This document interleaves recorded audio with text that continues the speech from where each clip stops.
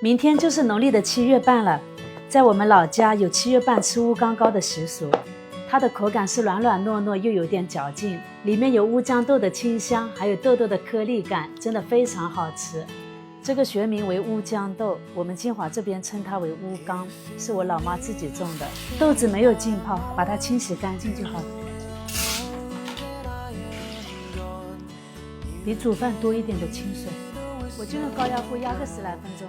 你们也可以把豆豆泡软，稍微煮一下，煮到这样的状态，颗粒是完整的，捏开是粉状的。倒出来，加入120克红糖，先把红糖搅拌融化，加入300克的粘米粉，120克的糯米粉，把它拌起来。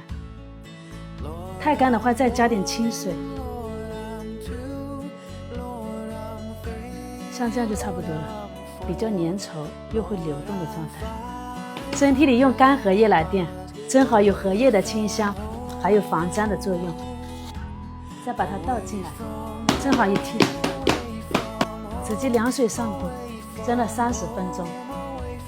把荷叶撕掉去，再切成小块，原汁原味，真的非常好吃，就是小时候记忆中的味道。